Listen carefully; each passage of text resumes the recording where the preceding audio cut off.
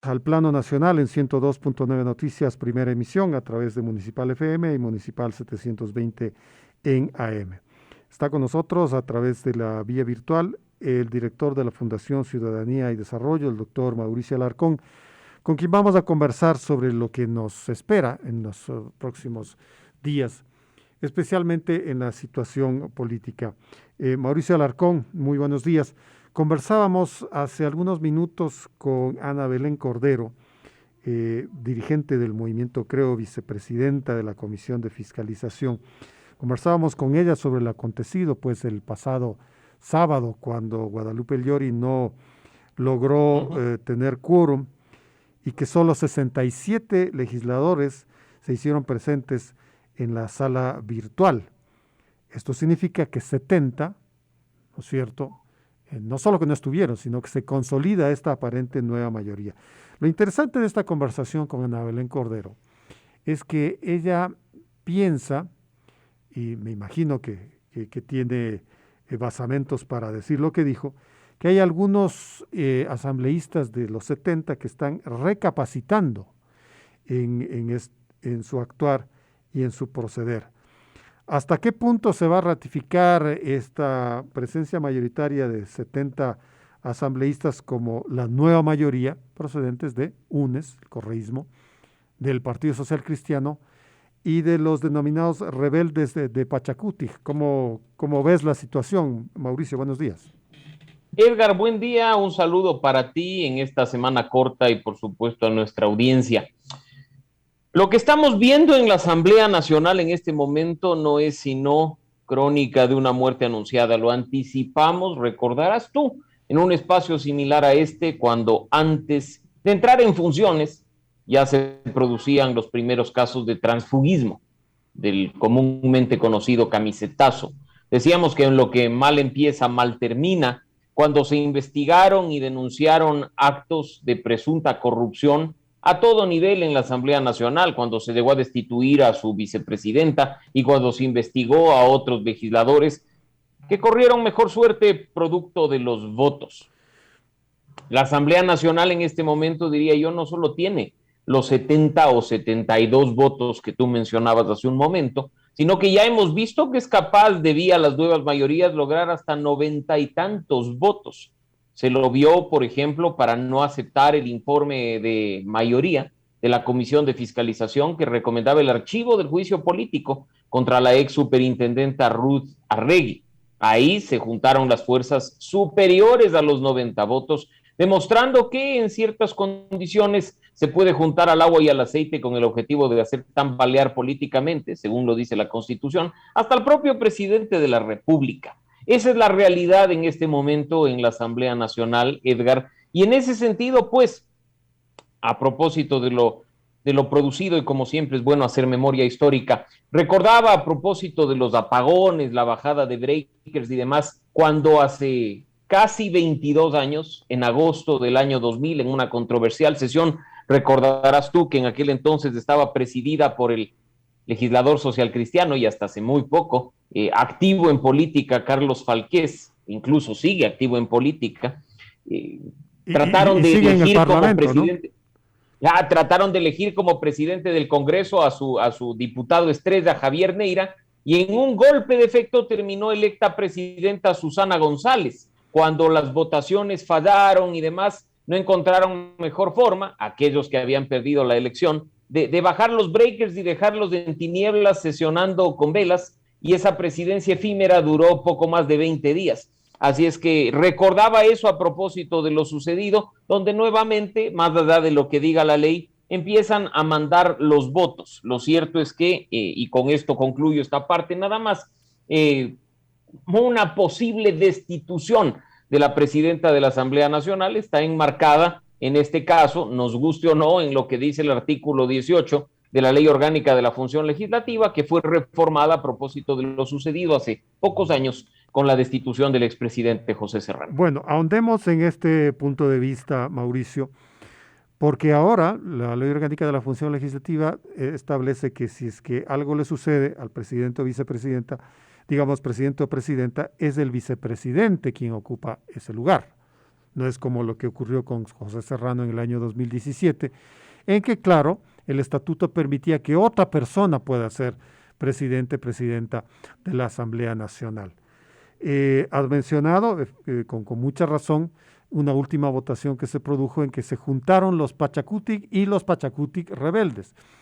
Pero a ambos grupos les interesaría tener a Virgilio Saquicela como presidente de la Asamblea Nacional. De alguna manera, Llori, con todo lo que se le critica, con los exabruptos que se han dicho de ella en la semana pasada, ¿no es más de confianza que Saquicela? Es probable, Edgar, pero ¿quién quita que basado precisamente en lo que dice el artículo 18 en cuanto a cesación de funciones, el proceso investigativo que realiza esta comisión pluripartidista no se limite únicamente a la presidenta de la Asamblea, sino a todos los miembros del Consejo de Administración Legislativa? Siendo así, se debería producir una renovación total y ahí pues simplemente nadie sabe lo que puede pasar en función de la recomposición de fuerzas. Si efectivamente la acción se destina únicamente contra la presidenta Guadalupe Llori, se dará un orden de sucesión, pero si es contra los 7 miembros del CAL, evidentemente tendría que nombrarse un nuevo consejo. ¿Qué pasará? No lo sabemos, toda vez que durante estos días los procesos legislativos han sido muy accidentados. Tú has visto incluso no solo al interior del Pleno de la Asamblea Nacional, sino incluso al interior de las comisiones, que es uno de los temas que sería interesante analizar, al punto que la mayoría, por temor a asumir consecuencias, ha llegado incluso a bloquear la aprobación de la ley de repetición que tan reclamada fue para que los funcionarios públicos, especialmente aquellos involucrados en actos irresponsables e incluso corruptos, puedan responderle al país como corresponde. Ya vamos a ese tema. Tú que eres un estudioso del estatuto legislativo, sería bueno ilustrarle a la ciudadanía si es que este puede ser un proceso simultáneo, es decir, si al formar la comisión multipartidista que tiene un procedimiento, ¿no es cierto?, que me parece que en 30 días tiene que entregar sus informes y tomar sus decisiones, puede cesar a todos al mismo tiempo, presidente, a los 2 vicepresidentes y alcalde. Efectivamente, y así lo dice, la norma principal, como te mencionaba, es la del artículo 18, donde se habla de las razones por las cuales cesan en sus funciones los miembros del CAL, una de ellas precisamente la destitución, que se dice que el trámite de destitución es similar a aquel que se realiza en este caso para destituir asambleístas, pero la diferencia fundamental en este caso es el incumplimiento de funciones luego de un proceso sustanciado al interior de una comisión pluripartidista ad hoc conformada por 5 miembros, que es designada por el Pleno de la Asamblea con el voto favorable de la mayoría absoluta, es decir, más de 71 legisladores, y pues en este caso ese mismo número de voluntades son las que terminarían definiendo si es que efectivamente sale o no del cargo. Así es que en este caso habrá que esperar, como te digo, y ver si la acción procede de acuerdo a lo que sería un proyecto de resolución que ingrese por la vía del cambio del orden del día, simplemente es sobre la presidenta o si es sobre los 7 miembros del CAL. No nos olvidemos que, pues, si se aplica sobre los 7 miembros, los votos al final dirán quiénes se quedan, quiénes se van, o si incluso simplemente se moverán algunas fichas y los partidos políticos que promueven esta acción igual tengan representación en el CAL, incluso aquellos que actualmente no la tienen, el Partido Social Cristiano, por ejemplo. Bueno, pero lo que te decía, esto toma un procedimiento, esto significa seguir una serie de pasos que finalmente nos lleva a que en 30 días tenga que darse eventualmente esta suerte de cesaciones. Mientras tanto, hay un proyecto urgente del Ejecutivo que ya está en estudio, que tiene mucho menos de 30 días para que sea aprobado, modificado o negado. Y todo esto se va a desarrollar al mismo tiempo, lo que en buen decir significa que el proyecto pues entraría como la reforma tributaria por efectos del Ministerio de la Ley. Sería impensable, sería otro milagro el que obtenga el gobierno nacional si un proyecto de estas características entra nuevamente por el Ministerio de la Ley. ¿Es un escenario probable? Por supuesto que sí.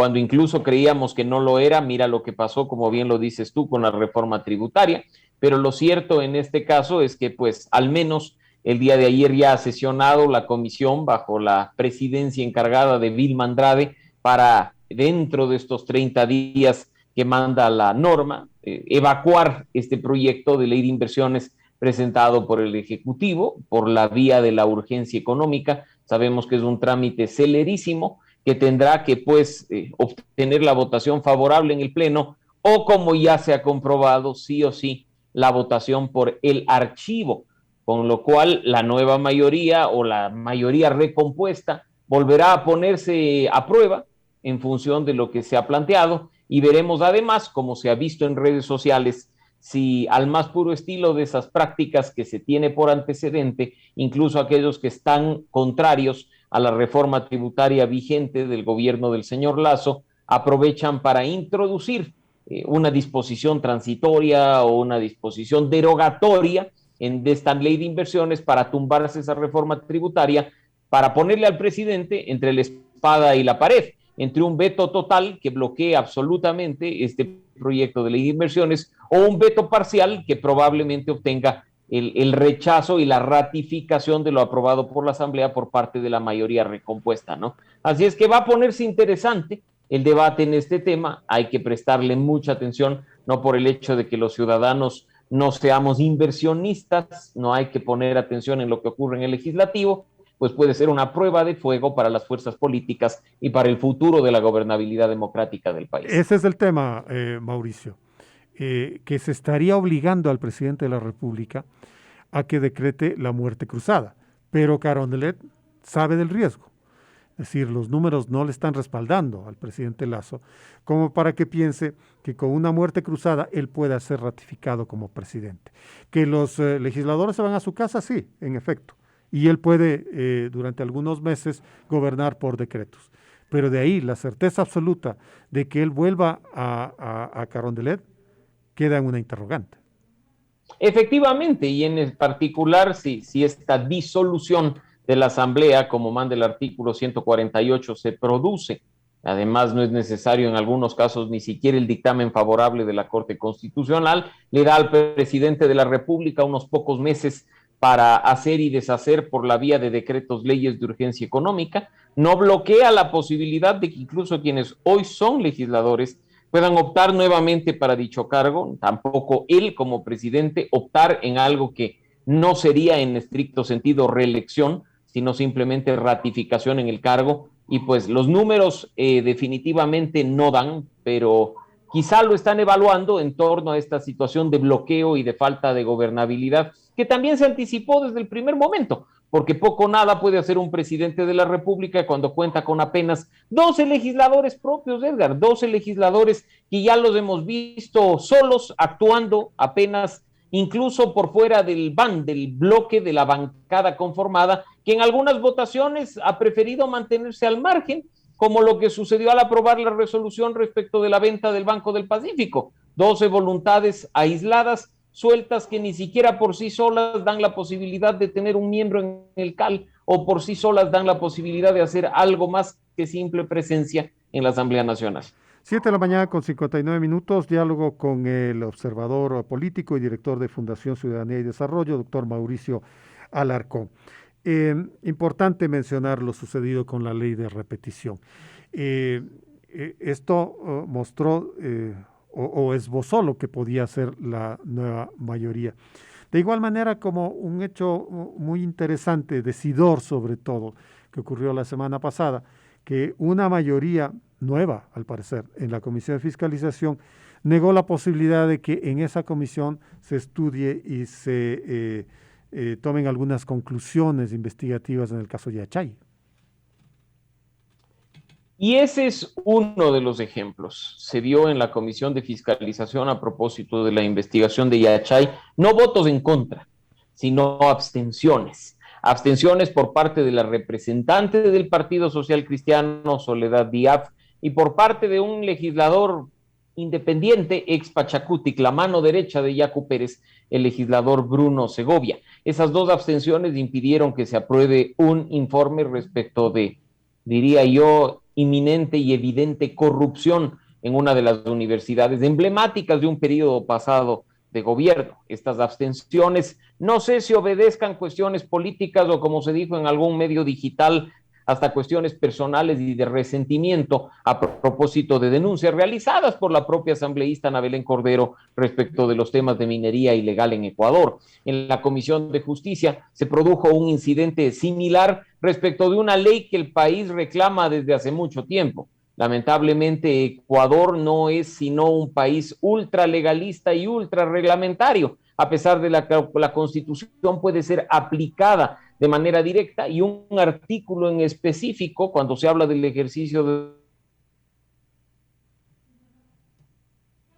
derechos, es claro en mencionar que el derecho de repetición en contra de las personas que son responsables de un daño, se requiere o se demanda una ley para poder hacer responsables a los funcionarios públicos y a las autoridades respecto de las decisiones que han tomado. Ese proyecto de ley que fue presentado por el Procurador General del Estado ha sido bloqueado al interior de la Comisión de Justicia. Se intentó una reconsideración que también fue bloqueada mediante 4 votos en contra y una abstención, y pues en definitiva han dejado en el aire la posibilidad de, como dije, de que los funcionarios, las autoridades, personas incluso como los legisladores puedan responder como corresponde por sus actos irresponsables que vulneran derechos respecto de los ecuatorianos. ¿Qué pasará a futuro? Este es apenas un ejemplo. La Comisión de Fiscalización, la Comisión de Justicia. Recordemos de nuevo que con 12 legisladores a cargo del Ejecutivo, más allá de la bancada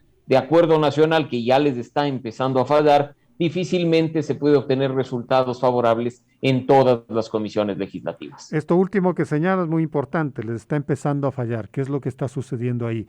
Porque las dudas alrededor de Virgilio Saquicela se incrementan. Él se quedó en la última sesión presencial en donde se bajaron los breakers. ¿Para qué se quedó? ¿Por qué se quedó? Al parecer también se ausentó en la sesión virtual del día sábado, donde la que se dice nueva mayoría señalaba como ilegal porque el propio CAL señaló la semana pasada que las sesiones deben ser presenciales. No nos olvidemos que por mucho que Virgilio Saquicela en su momento haya sido candidato por el movimiento Creo, llegó a la Asamblea Nacional de la mano del movimiento Democracia Sí, creado por Gustavo Larrea. No se trata de un legislador orgánico del movimiento o del partido de gobierno, sino de alguien que se ha sumado por cuestiones probablemente en aquel entonces de simpatías con el expresidente del movimiento, César Monge, o por situaciones de amistad con algunos líderes, pero que en la práctica el poder tienta. Y creo que pues con el poder que al interior del legislativo, incluso para asignar funcionarios o para disponer de presupuesto tiene quien ejerce la presidencia de la Asamblea, le hará ojitos pues al señor Saquicela quedarse a cargo y que el proceso solo obedezca cualquier sanción a la titular actual, la señora Dori, y no contra los 7 miembros del CAL. Como bien decías tú, en la sesión virtual y en las últimas sesiones virtuales del CAL, incluso en la de la calificación del proyecto económico urgente del presidente de la República, respaldado por la bancada a la que pertenece el señor Saquicela, fueron notorias las ausencias. ¿Qué pasará en el futuro? De nuevo, no lo sabemos. Hay mucho trabajo legislativo de por medio, pero hay que prestarle atención porque aunque parezca inofensivo, lo que ocurre en la Asamblea Nacional en este momento puede afectar la estabilidad democrática del país. ¿Tú la ves caída a Guadalupe Llori? Las autoridades se remueven con votos, por supuesto aplicando la ley, pero tú sabes bien que en este país poco se hace por respetar el Estado de Derecho y la legalidad. Las autoridades se remueven con votos, lo vimos en el Consejo de Participación Ciudadana, podemos verlo en la Asamblea Nacional. Hay una norma que dispone una cuenta regresiva, tú bien lo decías, de aproximadamente 30 días. Si se logra que esta resolución de investigación se apruebe dentro del Pleno de la Asamblea Nacional con votos, creo que las probabilidades de que la presidenta Dori deje su cargo son tranquilamente 99-1. Muy bien. Gracias por poner en perspectiva pues los temas políticos de la coyuntura, de la actualidad. Gracias por estos minutos, Mauricio. Muchas gracias a ti, Edgar. Un buen resto de semana y un abrazo a nuestra audiencia.